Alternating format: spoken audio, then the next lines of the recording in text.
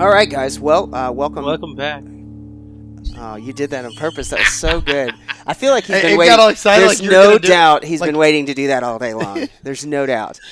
Did you plan that? Is there a post-it note at your desk right now nothing. that This is Rit? I'm going improvisation. to interrupt Abe immediately upon him saying, "Well, guys, welcome back to the Stormwater Creek podcast." No.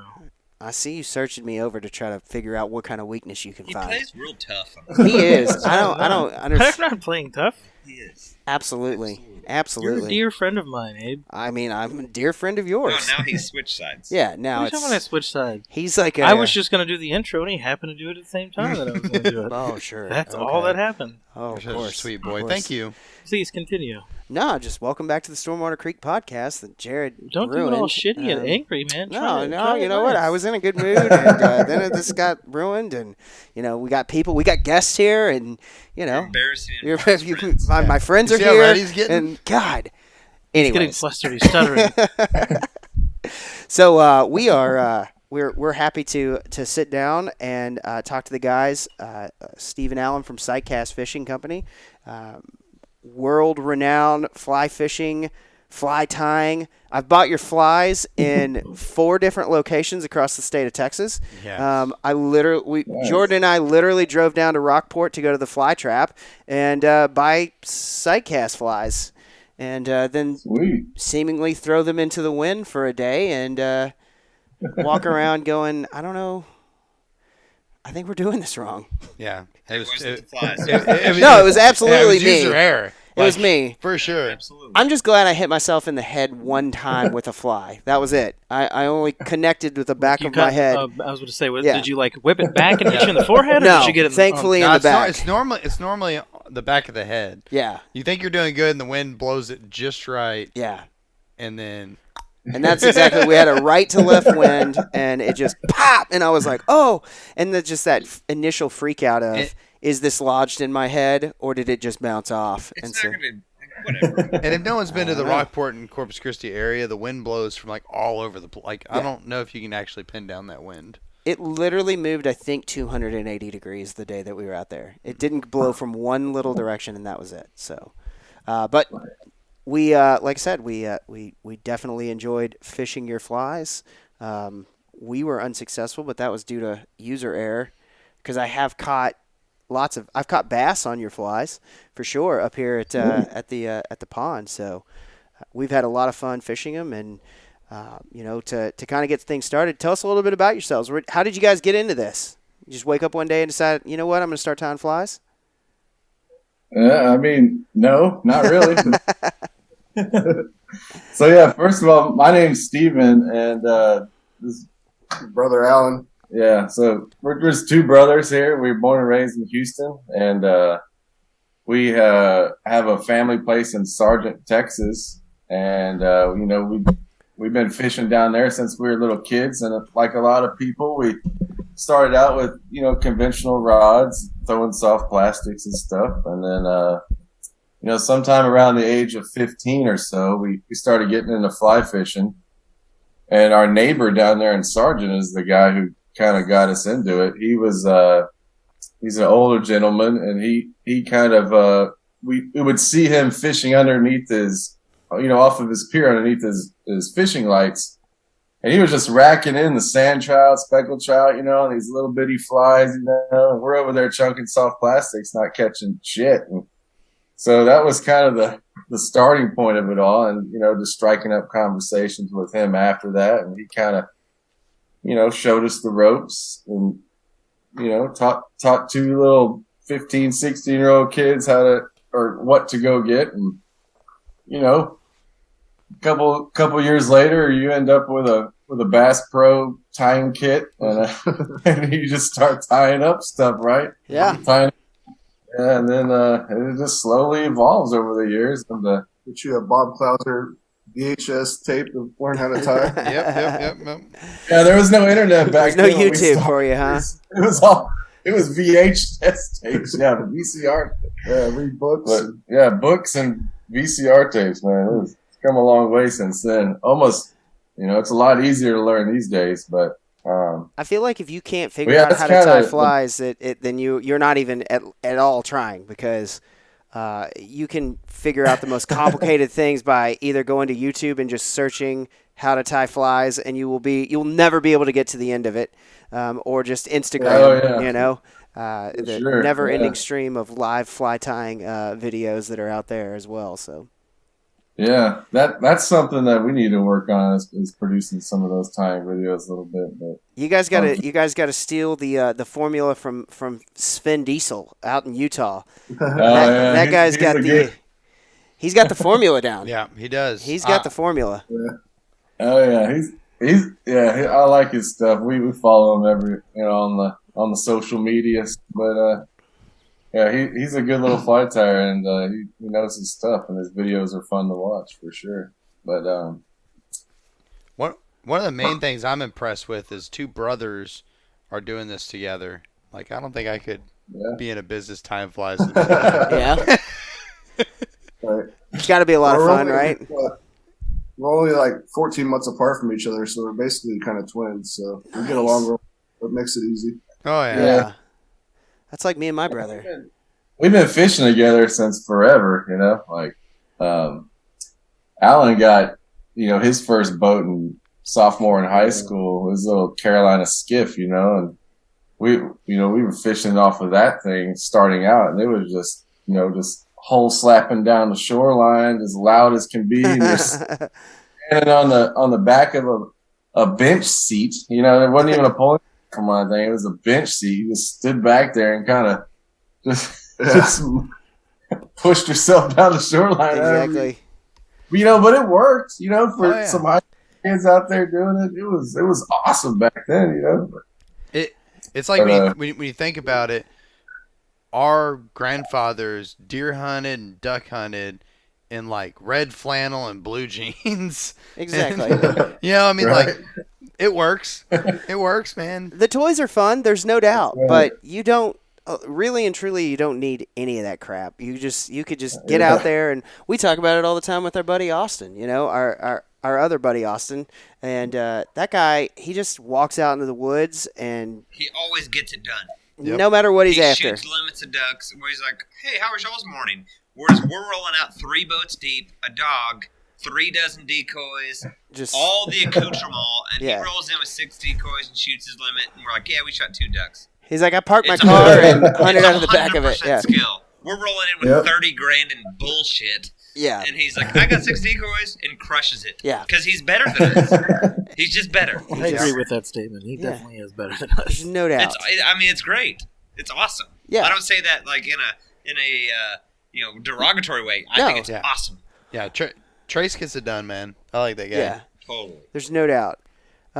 It's like a saying we have in fishing. It's like you just got to know how to feed the fish. Yep. That's it. Absolutely. What was that? It's just, I think that's the thing about it too. As you get into this and you do it more and more, you just understand that it's really just time. It's just time. It's doing it. It's repetitive.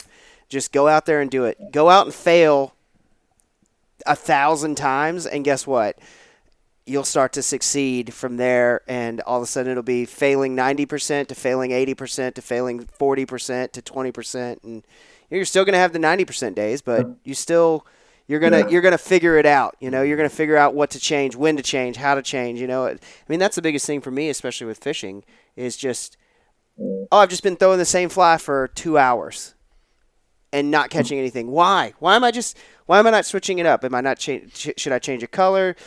And I get into that rut of just like, well, if you just keep going, it's just a pattern of, I get into, I'm the problem. It's not something else, right? It's like, well, let's change it up. Let's see what needs to happen. I mean, have you guys experienced that as well, of just getting stuck in those ruts? Oh yeah, for sure. Like, especially when you go to like a new place, you don't know the area very well. It's just like you got to go back to the basics, right? And I don't know. That's the more time you spend on the water, the more patterns you kind of recognize, and it just kind of translates to different areas and different water types and all that. But I would say the biggest thing is like we grew up fishing East Matagorda Bay because we've been fortunate enough to have a family beach house in Sargent. So we know that area really well, but not much of the rest of the coast, right? Because that's just where we always went. And probably the last 10 years or so, we've been forcing ourselves to go into a lot of new places and fishing a lot of new areas and styles and stuff like that. So you really learn a lot going to new places and forcing yourself to learn. Mhm. It's easy to get forced into new places when East Matagorda Bay looks like shit lately too. Yeah. Yeah, how's things been going down there? The south shoreline on that bay has gone to crap in the last 4 or 5 years. It used to be, really awesome sight fishing conditions there. We had a lot of grass up on the shoreline. You could see really well. And then, something's happened, and that's up for debate, but something's happened where all the grass is just dead in that bay now. And the whole bay's chocolate milk. Sight fishing opportunities are pretty much gone, So it sucks. That does that suck. too. So, now we gotta Switch go a it little up. further and find some good waters. Yeah, Yeah. that's terrible to hear, but going to new places, I think that's one of my favorite parts, especially about fishing. I'd rather go try to learn water and see water and, go around. I think that's been not an argument, but a discussion between our group about going places and just go and trying to figure things out. And, Yeah. Yeah. Sometimes That's one of the sometimes it is a dumb thing to do, like if you know an area and you want to go like catch fish, shoot ducks, like why leave fish and ducks when you have them where you're at? But also, the sense of adventure is kind of Exactly. That's right. one of the points I do all this crap. That's what I was just about to say. It's that sense of adventure, going, learning new areas and just bringing out the caveman in you, Just, Oh yeah. Right? I mean, it's such a rewarding thing when you do that and you kind of go like, oh my God, like we kind of just went out here and used our rough sense of outdoorsman sensibilities to get ourselves into position, and we somewhat succeeded. Even if it's limited succeeding, you somewhat succeed. It's a win, right? Yeah. I mean, it Yeah, happens. that's what it's all about. I had a right there. great He's time. squeaking. That It means happens. I had a great time.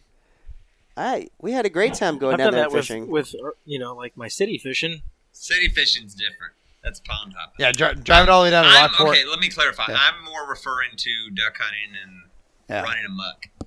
Running amok. Come on. But anywho, that's a side. That's not applicable. That's not here nor there right now. It's not applicable. Yeah. We'll say that for a round table. Yes. Just a Where straight do ducks come from? fight debate. Yeah. So, Ducks come Birds from aren't real. somewhere. Change our minds. so y'all went from all your fishing, a Carolina skiff, and all that stuff, and how'd you wind up with Sightcast? How'd Sightcast come about? So I guess originally the idea started in like 2012 with just a name and It's a great like name. some of the flies we were tying, Yeah. And at that point we didn't know anything about starting a business, taxes, creating a website, An LLC. We were like brand new to all this stuff. Yeah. Social media, like Trademarking, excise tax. And, oh yeah, I mean, there's so much paperwork to get it all started, but starting out, had I known all that stuff starting out, I probably would have never even gone into that. Kind of fell into it like one step at a time. It's like just you start doing one thing, and they're like, oh crap, I got to do all this too, and we might as well do that too. What do you mean I need a permit? mean? I'm tying Well, flies. before you know it, a couple years pass by, and you've actually done a lot of stuff, and you're like, wow, okay, this might be turning into something, and you just keep plugging away and working towards what you've always wanted, which was just basically doing what we've always been doing is saltwater fly fishing, and like one of the reasons we kind of started it was because you could see like a small niche in the market where there's no redfish flies, the saltwater market's real small, and everything is like real Florida oriented, like permit, bonefish, tarpon kind of stuff. There's nothing for us here in Texas, and in that matter, like Louisiana, all the Gulf Coast region, there's really nothing for those guys on a big scale, Yeah. So that's that's where, I mean, and that's what we do, and that's what we strive to aim towards this whole time, and that's where we'll continue our efforts. But I mean, so yeah, I mean, we just tie a lot of redfish flies, a lot of speckled trout flies, a lot of sheepshead flies, and we're all about sight fishing in about a foot or two of water. So that's what we do, and that's where we're keeping our focus. That and tying all of our own patterns and stuff like that. You run across materials that you can't really find, so you go get like our marsh legs, for instance, little silicone legs. You can't find the exact color you want, so we went out, found a manufacturer to make our own designs and color combinations, and then before you know it, we have a crate full of legs. Didn't know what to do. I mean, your material. And so then we y'all's start selling all material these is different awesome. materials. yeah. And that just snowballed into a lot of other types of materials and ideas for flies and stuff like that. And not being scared to limit to what's available on the market, get creative and come up with something new. Yeah, like a lot of the flies we tie, you start running into like supplier issues for the materials that are on those flies, right? You gotta find materials that you can get enough quantity of, and at the right price. And sometimes you just can't find it, so you gotta go find it yourself. Like nobody else out there is doing it, so you gotta go make it happen on your own, right? Yeah. Kind of where all of our tying materials come from, and we're just Where there's a will, there's a way, right? yeah, that's right. We're just slowly trying to expand it, and it expands alongside of the flies we tie, right? Like, all the flies we tie, we like to try to use, a lot of our own materials, and the tying materials kind of come along with it. What's your favorite material you're tying flies with right now? For Steven, I'd say it's legs. He's got to put legs on every fly he ties. Yeah, that's just like no matter what you're grabbing out of the pile of material, it's legs, right? Yeah, he's always busting my ass about about putting legs on flies, man. God damn, can't you make a fly with no? I guess the answer is no. I can't. I don't know. Legs I are just fun. like it. I'm with you. I'm pro leg. Yeah, I am too. And, I mean, it adds a lot of good movement. It's just added movement. Like I mean, that to me is like your legs, for instance, that you guys manufacture. When I first started getting into it, I was like, hey man, that's like you said. I knew that would be a lot of good movement because I wanted that kind of spinner bait. Because we do a lot of bass fishing up here, obviously, in North Texas. So I wanted a kind of spinnerbait presentation. And so I would just go into a tackle shop up here and just buy spinnerbait skirts and just cut open the spinnerbait skirt, and that was my legs, right? And so it's the same material. It's the same stuff. It is, but like y'all's stuff is it's just so much more dynamic than that, right? Because they're just, this is white with some speck or whatever, and I really like the white with speck, but I have a bunch of stuff from you guys that is just it's such good color and matches what you need to chase a lot of fish from up here in North Texas all the way down to the coast, obviously. So yeah, it's the colors that got us started in that. Like Alan was. You couldn't find the blue and the orange for crab flies, so yeah, that's what started the whole thing, The blue and the orange legs are probably my favorite. I've got some green legs that I really like to use because they're really good, kind of that dark color to match the water when we're trying to fish a dark fly up here. But the blue and the orange are because I'll try to sit down and I'll be like, okay, I'm going to grab this material and this material and this material, and I'm going to try to tie this like little bait fish, and I'll just try to explore, right? And I try to set it all out. I'm like, okay, well, what order do I need to tie this in? And then I tie something. I'm like, this is hot garbage. This just, That's how all prototypes start, right? Right? Just try something. Our personal fly boxes are full of those shit flies. Oh my god! Flies in our box. It's all prototypes and stuff that we got the legs on and stuff like that. But how many times in those prototypes that they're shit, never caught anything, and then all of a sudden you're like, you know what, I'm just gonna throw this thing so nothing else working, and it's worked. Does that ever happen to you? Yeah. Yeah. It does. I mean, some of the best flies that I've fished are flies that I can't really sell because they're not sexy enough to Yeah. sell. Just hot ass They're just garbage. simple little, Yeah. just a simple little 2-second tie. You know, That- not 2 seconds, 2 minutes, but whatever. Yeah. Kind of backtracking to what we were talking about the internet, like going on YouTube, and you get guys that are like, look, just hear me out and watch this, and this catches fish, you won't believe it, and they tie something that's just like, here's a clump of crap, like, tied on to a hook with another clump of crap in another spot, and he's like, those will catch fish, and you're like, I mean, I'll try it, and all of a sudden, like, you're knocking it out of the park with it, and you're like, how is this possible? Like, it looks like crap. Exactly. That's right.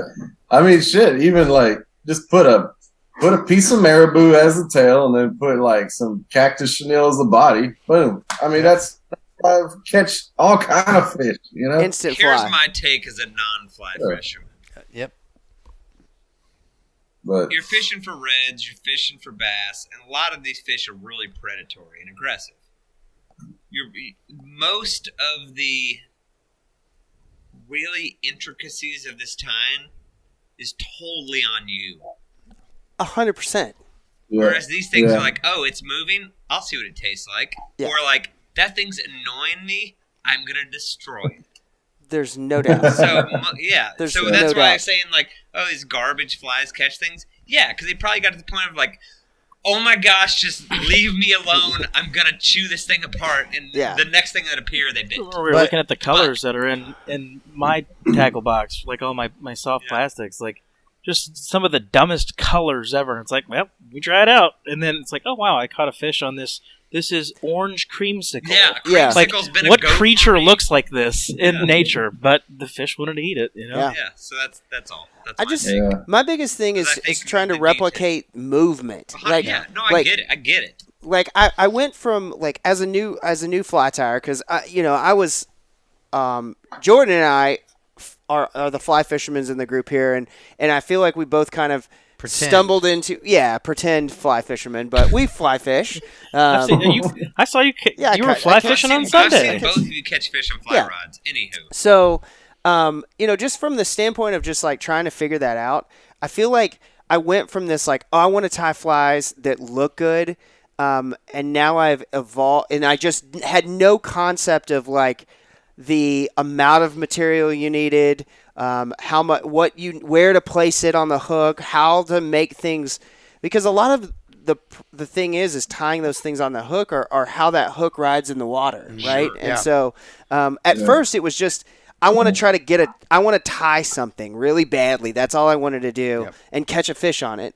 Okay, now I want to tie something that kind of looks good. And so I'd figured out, okay, now I need to use less material or more material or I can do this technique or that technique. And now I've gotten from I don't give a shit what it looks like. What I really care about is how it moves in the water.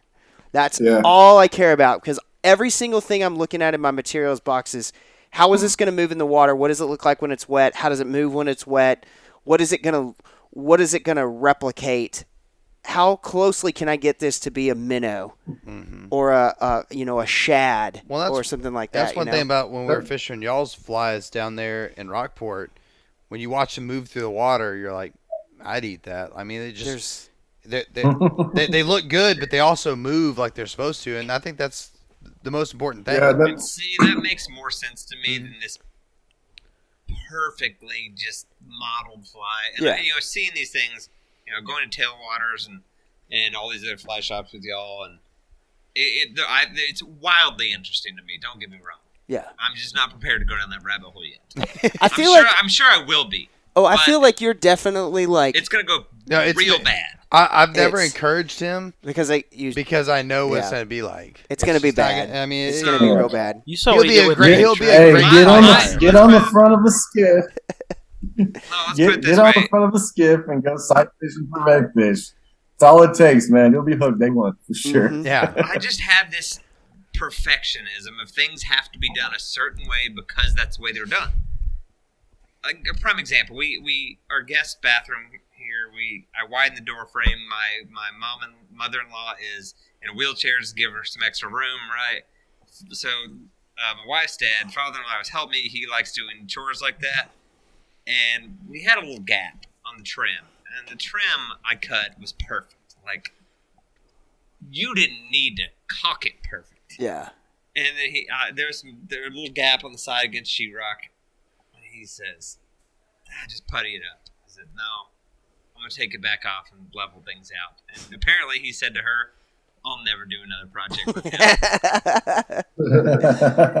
And that's how it's going to be with fly tying. Yep. It's like, I'm going to get through something and be like, nope, no way. But what we started with, to circle back, was, well, I seen all these things, these dragonflies and grasshoppers and all these little things. I get it. Yeah. It's awesome. But at the end of the day, does fish care? It's more about riding in the water, I think. As you guys, presentation, not how it actually looks to the human eye, but presentation in the water. Well, and that's one of the hardest things about fly tying I've ever noticed is balancing everything where it doesn't ride on the side or hook up instead of hook down when it should. Or you tie it like hot-ass garbage and all the material moves as you're whipping that thing back and forth through the air. I mean, those things standing up to the test of time. Like, I feel like it's really easy to tie a fly that'll last 3 casts. It's another thing to tie a fly that'll last all day. With strikes. With strikes, right? Getting hit, hammered by fish, casting it all day long. I mean, that's the other thing. You guys, I fished, right, wrong, or indifferent. I fished one of your flies all day long, and it was just as good as new. It was wet. That's one of the things that we really focus on is maintaining, high quality and just from start to finish when we tie a fly, it's got to have durable materials and finish it off with a good head cement on there to really encase all those thread wraps at the head of the fly, just, encase it in some UV resin to make sure nothing unravels on you, and just taking the extra step to make sure that it's going to hold up for you, That's really important to us, and hopefully that translates well into what you see in the fly bin, But agreed. I just realized we fished flies this weekend on unconventional. Mm-hmm. Yeah. We fished scuds. Yeah. Yep. We fished scuds on ultimate. I went to Louisiana for when I worked for Halliburton. I went to Louisiana and I was there for a while. And when you go to work in the oil field, you sit in a hotel room when you're not working, doing absolutely nothing. And I took my fly tying kit and I just tied a bunch of flies. And one of the guys there is a huge bass fisherman, and I tied a bunch of clousers, and I had way too many, and I brought him to work, was showing him, and he was like, do you care if I take some of these and try them? And he sent me pictures of him like just tearing up bass on a spinning rod with clousers, because I put some pretty good hefty dumbbell eyes on those clousers so he could actually cast them pretty good, and I mean, he was tearing it up. Yeah, we fished little scuds, little tiny scuds and ultralight for rainbow for trout. Yeah. Last weekend, I helped the guide tie him on. Because he was in a hurry. I was like, "Hey, I know how to tie things. I can spin it over." Well, I mean, when we went down the river earlier this year, and we kayaked probably 2, 3, 4 miles. It was a while, yeah. And every single person we came across, conventional tackle, struggling. The one guy though was a fly fisherman. He had a stringer of fish. He was sand bass. He was just sand bass. He was just tearing them out of the water. And he just had a little bitty fly. He was just like, I'm just presenting it real slow. And all these other guys got these, big heavy flies, and they don't want that. They want this little bitty thing. And boom, he was ripping them out of there. I'm so excited for the sand bass run. That's the same way with fishing under the lights at nighttime. You'll get people out there throwing big artificial soft plastics and stuff, 3-4 inch long soft plastic, and they'll catch a couple fish. Yeah. But day in and day out, like, they want some tiny little glass mill looking thing, just a simple little 2-inch long fly that's white or whatever color, and just a simple little glass mill looking thing, and you'll tear them up. Do you think that's because fish kind of are grazers in the sense that they're not looking for like probably how all of us eat as humans, where we're like, okay, it's breakfast, lunch, and dinner, three big meals or two big meals throughout the day. Opportunistic.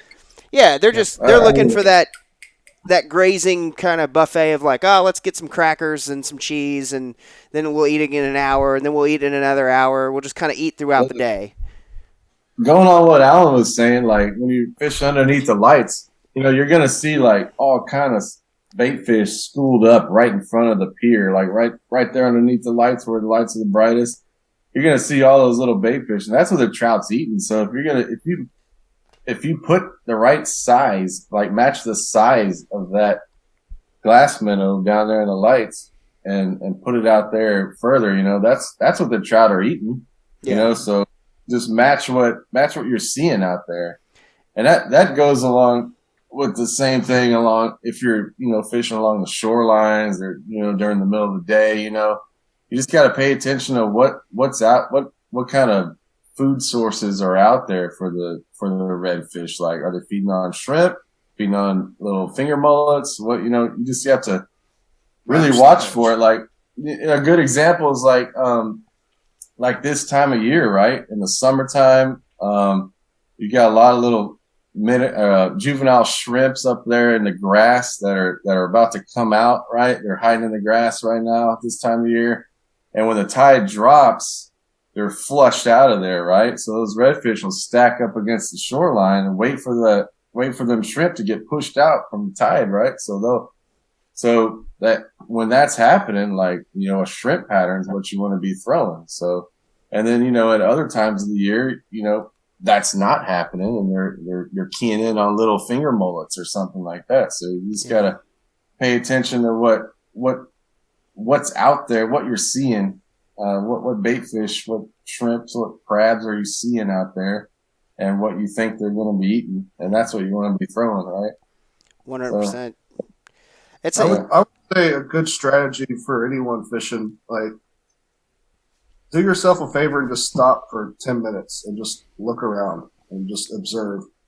Don't rush into, like, if you get out and you're going to wade a flat or something, get away from the boat a little bit from where it gets quiet, and then just stand there for a little while and just see how you want to attack that part of it. Don't just start tromping down the shoreline, like, pay attention. And yeah. And then going back to like grazing, like we've caught a lot of big trout, on small little flies, like 2-inch, 3-inch little fly.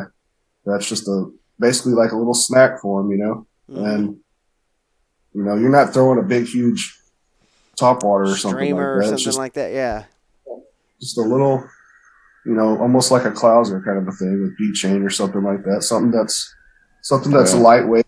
Trout like to feed up, where redfish will feed down a lot of times. Trout very rarely will feed down, so you want something light and stays high in the water for big trout, on the flats at least. Yeah. And then, and you'll get them, they'll be, like in the summertime, they'll just be sitting up on top of these sandbars and stuff, just sunning themselves basically. And you'll just throw a little bitty fly, just real quiet. It lands real quiet, and you got basically one shot to get them. Otherwise, they know you're there, and they're out. Then you to death until maybe they'll eat, which that's too. Yeah, the big trout. Like since we grew up in East Matagorda Bay, like that bay is well known for the big trout, right? So that's usually what every time we go out fishing, like you're seeing redfish. Traditionally you'll see like a bunch of big trout as well. So like we've kind of, that's what we've come to grow up with, is fishing for stuff like that. But one thing that we've kind of learned over the years is like, you got to get that fly in front of the fish, and that fish cannot know how that fly got there. It can't hear it drop. It can't see it drop. It's just, that fly's just got to appear in front of the fish, and it's got to be leaving, right? It can't be coming towards them. I mean, towards them fast, right? You don't want to, because anything coming towards them fast is going to spook them. So ideally you want to put it in front of him, and it needs to be leaving his area, right? So it's like a bait fish sees a trout and it's scurrying away, right? That's what they're used to. That's how they eat, right? So Absolutely. that's what you want to try to with your fly. That kind of goes along saying what Alan was saying earlier is like learn how to feed the fish, right? You got to put it in front of them and then kind of, just imitate a fleeing prey, right?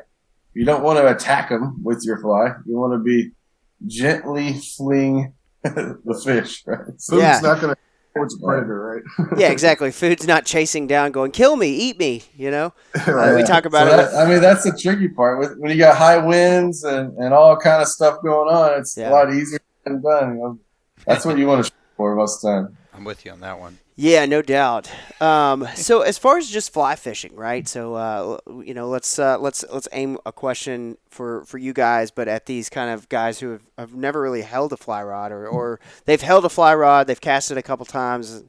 Are you doing things at home, or were you doing things when you were younger, maybe to kind of perfect the art of casting? Because clearly that's the name of the game in a fly fishing world, right? Is casting. So. Yeah, for sure. We grew up on 2 acres at my parents' house, and so I would, take an old line, keep it on like one of my old school first Bass Pro Shop reels that I had. That's the White River Special. Yeah, the White River Special. Yeah. And I would have an old line on there, and then just tie a piece of yarn on the end to act as a fly. Get a little bit of weight to it, some resistance, where you're not going to get a hook hung up on grass and stuff. Yeah. And just sit out in the backyard almost every day out there casting. And then I got to a point where I would put a big 100-foot tape measure out there and see how far I could cast it, and challenge myself. Can I cast all the way to my backing? And then, and then you learn, it's just trial and error, just time on the water. Mm-hmm. And fishing off the pier at night helps a lot too. That's just fun in itself, right? So get out there and see if you can cast to the edge of the lights out there, and just you see a little bubble floating by, try to hit it, you're just constantly trying to hone in your skills and I would, anyone getting into it new, I would strongly recommend getting like a mediocre style kind of a rod. Don't go high end. You're not ready for that really yet. You don't want to spend $1,000. I mean, if you have the money, sure, go for it. But I would suggest getting a $400 or $500 rod, or even cheaper. And then just the reel really doesn't matter that much at that point. And then just practice, and then get a casting lesson from a guy at your local fly shop. Yeah. Or watch YouTube videos. I'll tell you this as a relatively new fly fisherman, I was doing a lot of that from a standpoint of I'm willing to just go fail a bunch and just understand I'm going to smack myself in the back of the head. I'm going to knot up my line. I'm going to screw a bunch of stuff up.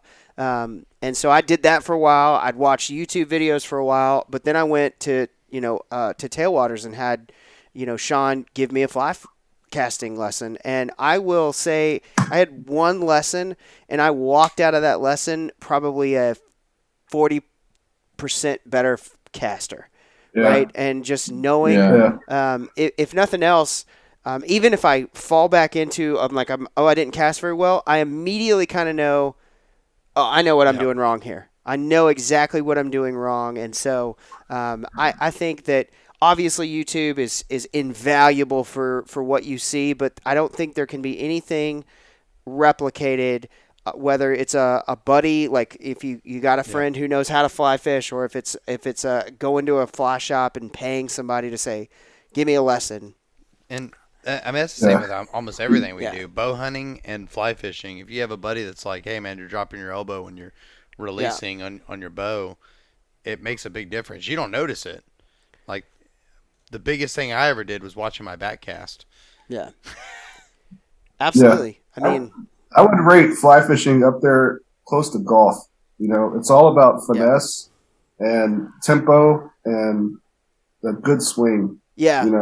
Not trying to overpower things. Every time I try to overpower it, I mess up, right? When I try to, I'm going to go out there. It just falls apart. Same thing with the golf club. You know, it's a perfect example. See, I'm used to bass fishing with like bait casters. Just and, sling my it. goal is to I'm gonna cast this thing over the mountains. You know, But I mean, I think a lot of too is like there's a limit there, right? If you just wing that thing, if you don't have the proper technique, then you're gonna same thing that's gonna happen with a bait caster, right? There is a precision to that, and whether just like with a professional golfer, right? Tiger Woods can swing the club 1,000 times, 2,000 times harder than I can. I can swing the club as hard as him, but it's not gonna do anything, right? You know, so it's not like it's a power. The power is there, but like the fact that you can do something with that power is the thing, right? Yeah. Right. I mean, I think that's the biggest thing. Is great, sling it out there, but you're gonna knot it up. You're gonna backlash it. You're gonna do something, you know. I would say like the Eureka moment of when you know you can cast good or you got the right flow is when you feel the rod load and you feel the weight of that line. And it's all about loading the rod, right? And your hauls just... And then do yourself a favor and learn how to double haul. Yeah. If you're going to go down to the saltwater, you'll thank yourself so much. Double hauling is something for me that is the next. I feel like that's the. I feel like I got to start tackling that soon because. So I have a Lefty Cray VHS tape I can send you. Please, yeah, I would love to see that. You know, you have a VHS player? Yeah, I do. He explains it. If you can find a Lefty Cray casting video, it might be on YouTube. It's been out for 30 years. But if you can find that, and he really explains how to double haul and breaks it down very simple in layman's terms. I bet it's on YouTube. There's no doubt. And Sean talked to me a little bit about double hauling, and I was just like, I don't like. No, not yet. Here's the deal, Sean. Too soon. I can't if I can't get my rod tip to go straight in a straight path. There's no way I can double haul, right? You know, so like that's my biggest thing right now is, and that's like. You know, looking back, obviously, like you said, helps me out a lot. But I have a looping cast, and I've got to figure out how to straighten that out. You know, and so that's the plane of. Yeah, but just do it. Yeah, just do it. Just do it. Do better. There's a lot of him on YouTube. Oh, there's Lefty Cray is a kind of a stalwart in the. Sometimes start overthinking. Start messing it up. Just do what feels natural, right? Yeah. And feel it. Right? Yeah. It's such a fun thing to do. I guess 2 years ago I went full I'm gonna burn the bridge and just go full fly, and I did that for a little while, and then I was struggling, so I was like, all right, screw it, I'm gonna go back to conventional and mix in the fly every now and then, and so I did that for a little while, and then this year I just was like, all right, I'm gonna do the sand bass run for a little bit. We went down to the Sabine. I tried the fly rod and failed horribly.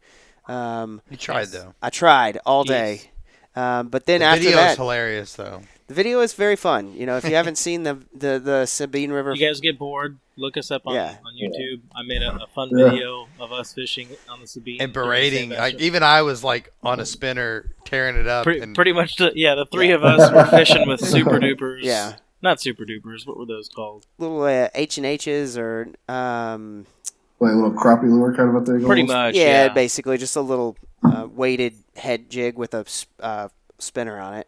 But Abe was trying to fly fish the whole day with our buddy Sean from Tailwater. And the only thing that gave me any peace in that is that we both struck out.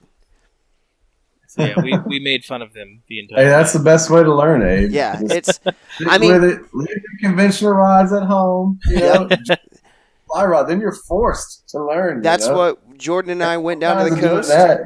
And as we were getting ready to go, he's like, "Are you bringing a spinning rod?" And I was like, "No." "Are you?" He's like, "No." I was like, "Good. We're on board here. We're just gonna fail together at this, or succeed together." And you know, we ended up getting drunk at a bar. But Yeah. that's Yeah. neither here nor there. So,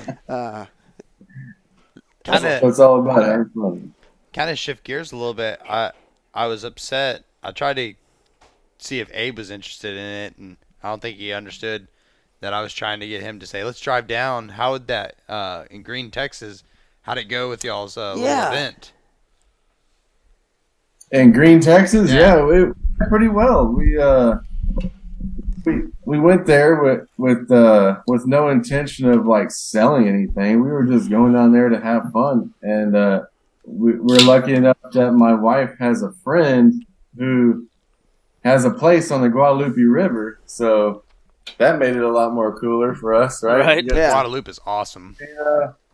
But that stretch of the river is really, really shallow, so we couldn't just walk out the back door and start fishing. But we still sat out there with our feet in the water and drank a lot of beer. But good time. That's how good Green times I happen. was gonna say that doesn't sound bad either. yeah, so it was awesome. We had Green Outfitters. We just we went up there on Saturday and we hung out all day long, and we tied a bunch of flies. We got to meet a lot of new people, and we have a bunch of our flies in that shop. So we sold a lot. We sold a lot of their flies, that we tie up there for them, and that's what it was all about for us, is just going there and meeting new people, and just kind of a little promotional event or whatever. Oh yeah. I mean, do you feel like the fly industry is? I mean, is it? It's always a little weird for me to kind of get perspective on things, right? Because I feel like, am I just more aware of it because I'm doing it now, or is it actually? I feel like more and more people are getting involved with it. But like I said, I could be completely biased in that. But I feel like more and more people are trying to get into that, and it's just like something new for them, right? Oh yeah, you're. That's not just you. It's definitely happening. I remember when we were kids, in his Carolina skiff, we would never see a technical poling skiff. No Mavericks, no Hell's Bays, no East Capes, no none of them. Like in East Matagorda, I'm talking about. Like you would not see a skiff, for months. And shit, nowadays, you go out there on a Tuesday and you'll run into another skiff. It's definitely growing. Like there's a lot of new people getting into it. A lot of people getting into this poling skiff market. I mean, shit. Just 2 weeks ago, we went down to Port O'Connor, and we saw more poling skiffs than regular, Bay baseball boats, yeah. I mean, it's So, are we in Florida? yeah, it's exactly. definitely growing for sure, and that's a good thing because a lot of 100%. fly fish are real conservation oriented, right? And they're not bringing home, full stringers every day. They'll take what they can eat and then let the rest go, right? Which is how I like to do it. Absolutely. If I'm going to eat, I'll keep a few, but 90% of the time, I'm letting everything I catch go. And it's that kind of attitude that's going to keep the fish around for longer, especially after a hard freeze like we've had here in Texas the last few months ago or something. Yeah. And that actually kind of brings me to one of the big things I wanted to try to talk about is, obviously Texas, speckled trout, flounder, redfish, like one of the premier places to go. I mean, maybe only Louisiana has a bigger argument for that, I would say. But what do you think about do you feel like we're really starting to get a lot of tarpon that are migrating in here? Are you guys seeing more tarpon? I mean, you obviously spend a lot of time out on the water. Is that something that's coming, or what is your kind of thought on tarpon here in Texas? It's definitely grown from the 70s and 80s. Like back then, back in the 40s, 50s, they're everywhere. And then they, for whatever reason, they stopped coming up here and in the mass numbers. Damn rivers. Whether it's damming up all the rivers or some type of oil spill, or I don't know what did it, but we lost a lot of fish that migrate from Mexico up to Louisiana, and then they'll turn around and come back. And then it's slowly getting better and better every year. For instance, about 4 years ago. I guess 4 years ago, we had a huge influx of baby tarpon come into the Caney Creek in Sargent. There were just thousands of juvenile tarpon, anywhere from 6 inches to 3 feet, and just hundreds of. You'd see them rolling everywhere, and they were there for about 6 months, and then we had back-to-back freezes within a week, and then I don't know if they all just left or if they died. We saw some floaters, but not near the number that were there. But so now every time we go down there, we make a trip up the river to see if we can find them again, but we haven't been able to. But Batman's have been coming back as well. Yeah, I've been noticing a lot of snook coming back into our area. Like I said, we're in East Matagorda area predominantly, and in years past, you never saw snook. Snook was like South Texas, Florida stuff. Now, catching snook's kind of almost a regular thing around there now. So pretty cool to see that happen. And this is after freeze too, so the snook are still around. But even like most of what we catch up here are fat snook. There's 2 different species: a common snook and a fat snook. So a fat snook is migrating, and they're usually they're shorter and kind of football shaped. They're fatter, taller, and that's what you usually catch on the beach and stuff around here, at least up on the upper coast. And then as you go farther down, South Padre, Corpus, all that, they have a lot of common snook down there, which are the big 30-inchers and stuff like that you can catch. That's what you kind of get as the prototypical thing you'd catch in Florida or down in Mexico, that kind of a thing. The longer, we talk about it. I'm about to go to Mexico in a couple weeks, and I try every time. I'm like, hey, I'm gonna go fishing, especially because I can pack that 4-piece fly rod right in the carry-on and take everything with me. And so my wife was like, are you going to go deep sea fishing because you went flats fishing last time? I'm like, I'm not going deep sea fishing. I could care less. I mean, to be honest with you, it's like it's awesome to go catch a big fish like that. It's super fun. There's no doubt, and I just got back from Galveston and did that. It was awesome. And there's no doubt it's awesome. But I am like addicted, because I got a dude, big poling skiff. We're gonna go out and just tarpon and snook all day long. And how many did you catch last time? I didn't, but I went in February. But I went last time. So here's the deal. Yeah. I went with a guide last time, but I went in February, basically the worst month of the year to try to catch tarpon in Mexico. I'm going in September, which is probably one of the best months to try to catch tarpon on the fly. What, did the internet tell you that, or did this guide tell you this is going to be No, better? the internet told me that. No. I was just seriously asking if the guide said like, it's hey, it'll $100 be a more. good time No. for it or not. No, the guide didn't. Didn't talk to the guide about it. To be honest with you, I've talked to Sean about it, and I've also seen the internet, and that is the window for those big tarpon are down there, because the biggest thing I can think of is maybe I don't know, maybe the water's a little bit cooler down there than it is up here right now, and they're down there. But it's I'm hoping to finally catch some tarpon on the fly, because that's all I'm going to do all day long. Texas tarpon is kind of a, it's not really, it's nowhere even close to being, Florida tarpon, right? Yeah. The best chance you're going to have around Texas is, Puerto Conner area or Port Aransas area. If you don't have a boat, go down to the jetty systems in one of those areas and just try to see if you can see if you get lucky and on a day that they're there, Yeah. But, it's a needle in that.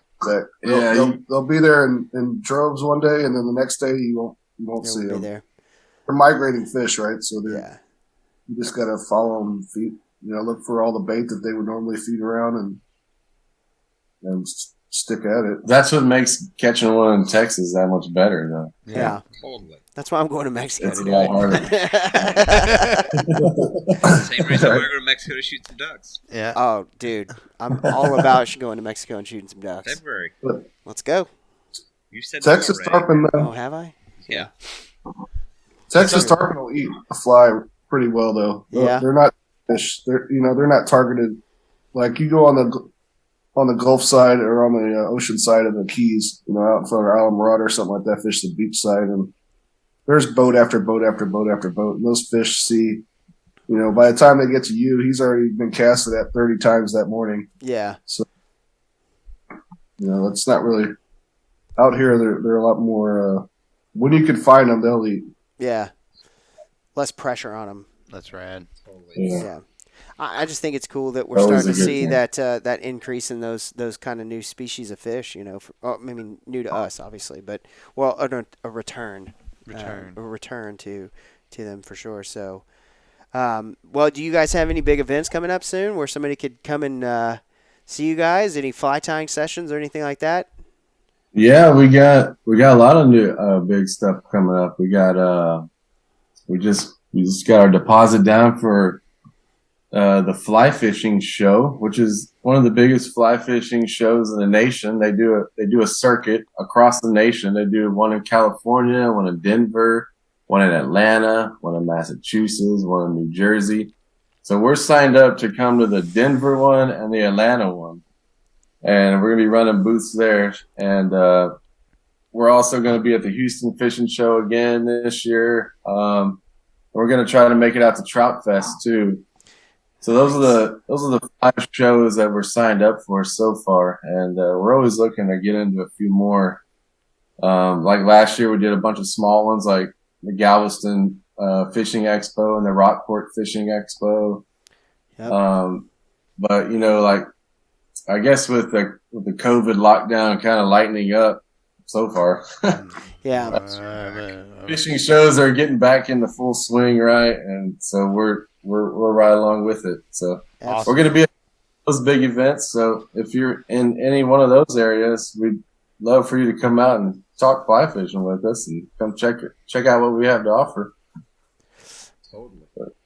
Yeah, you will. Your booth is. I had a hard time. I went back twice. I felt like a crackhead at the place where we were because I was like, yeah, I mean, I absolutely am. But I went and watched how to cook crab cakes and some redfish, and then was like, I went to you guys' booth, bought a bunch of fly tying materials, then left, watched how to cook some crab cakes and some redfish at the Texas Fly Fishing Festival, and then was like, I need to go back. That may be some of their material sitting over there. Probably. So You brought it for Jordan 3 weeks ago, and it's still here. Yeah, it's probably it. So. It bothers you, doesn't it? Oh my gosh! I can hear it in your voice. So, if somebody wanted to check you guys out on social media, where may they find you guys at? Well, we're on Instagram, we're on Facebook, we're on TikTok, we're on all the social medias. At Sightcast Fishing is our handle on all of those. And you can see us on our website. Check out everything we have on www.sightcastfishing.com. And we've actually done a little promo code for you guys, anybody listening, including you guys. Oh, wow. If you like 15% off of anything in the store-wide, 15% off. That goes for flies, tying materials, and apparel. Just use the promo code Stormwater Creek, and you got 15% off. So Rad. There you go. Metal. I'm feel free to use that. Yeah, That's that's awesome. not little metal. That's regular metal. Yeah. Metal. I'll probably go after one of those hats you're wearing, buddy. I like that. Yeah, you're probably going to see some shipping addresses to like yours Arlington too. and Rowlett. So, We're just gonna do the bulk order. oh yeah, Yeah. because you got stickers. The stickers you are got rad stickers that are Your like polling skiff sticker is. I've had my eye on that for a while. they've got some. yeah. We've actually just got about 3 new sticker designs just dropped. We got a new text. Oh my god. We've actually got one for the Georgia folks in there, and then what was the thing on that? They have a straight like redfish crossing, like a crossing Yeah, sign. the Redfish Crossing one is popular for sure. I don't know how much money. I'd be honest. I don't know I have a how much sticker money I problem. spent at the Texas Fly Fishing Festival because I try to black that out like like PTSD. But I'm not sure if I spent more money on fly tying materials or their stickers. Yeah. Yeah, And we're And then I go to Tailwaters I and want they to sell say your stickers. sticker game's pretty tight. Yeah. It is Look at that right now. legit. It's pretty tight. It is legit. Oh, I'm so, not disagreeing. I'm just letting Abe finish. Yeah, He's all. you guys do good work. you guys are. Flies. Fly Abe tying also likes your materials, flies too. stickers. He doesn't only like your stickers. He enjoys your flies very much. Oh, as there's well. not much that I don't like. The pre-cut foam. Oh, Yeah, pre-cut foam is legit. That's what's yeah. Yeah. Makes it So- easy, right? Yeah, it definitely is easier. I'm definitely looking to tie some gurglers. foamy stuff. And it's there. It's just so much. There's so much activities to do. I don't know. Yeah. It's so much activities. So, we appreciate you guys being on. For everybody listening, making sure you have subscribed to the podcast. You're following us on social media, and if you don't mind, if you go use the Stormwater Creek promo code, take some pictures when everything comes to you in the mail, because Tag everyone. and tag everyone. Exactly. Also, this is There you go. the last. I mean, you're wrapping it up. Yeah. Got to give them the opportunity.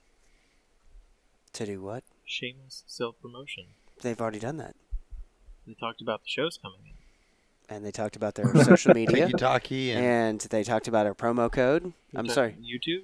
Yeah, exactly. They did that. Was this why I was texting you? Am I wrong? Am I wrong? Am I wrong here? No, I was texting you then. Then you- Look at your texts. Oh, yeah. you're no. texting me. You were just to say it texting- again. It's at Sightcast Mate. Fishing on Mate. Instagram. There it and is. Facebook. He was Been a long texting day. Abe. to make Website sure- is sightcastfishing.com. I was following up with Abe to make sure that we hit certain points. Yeah. Because he rabbit Yeah, and be holed, sure as to we use that do. promo code Stormwater Creek, man. 50% Yes. off. Thank you Everything guys in the so store. much. Don't That's forget awesome. Stormwater That's Creek. Stormwater Creek.